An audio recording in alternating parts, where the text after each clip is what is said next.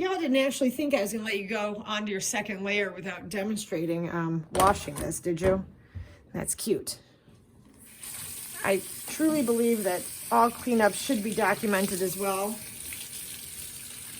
And that way we don't have any excuses as to why something did or didn't happen. You may use a scrubby on these. That's fine. The one thing you can't use a scrubby on is this. That surface is so delicate. Again, water-soluble ink. You'll be fine. Let this, I mean, I'm just using my fingers. The water will dilute it. Perfect. Let's set this over on a dry towel so that it dries nicely.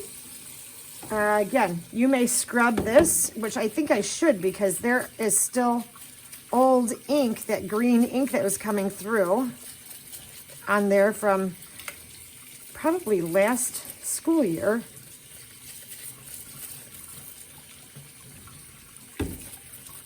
So you can also let it soak, that's okay, at least for a little bit. And then make sure that this is clean also. Careful you don't fill the handle with water and then accidentally spill that water somewhere else as you're letting it dry. So here's my towel. There's that.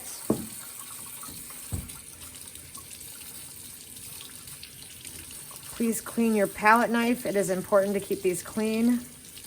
That way we use them for a very long time and I can spend my budget on something else. And after all that washing, this should be pretty much melted off by now. I say melted off, but diluted. Thinned with water. All right, that is perfect. And if you have a drying rack at home, go ahead and put it in the drying rack. I find that water, if you let it drip horizontally like that, it doesn't. But if you look at how much water came off when you hold it sideways like that and let it drip off the corners. So again, not a lot of water dripping. Turn it, lots of water coming off of there now. So I do like to kind of try to keep it on somewhat of an angle when I put it in the drying rack. There we go. I'm going to finish rinsing off my hands. Use soap and water if you have any small stains. Color, it'll come right off. And let's see what everything else looks like. Make sure we're not wasting our water. Here we have our, I'm going to bring it down.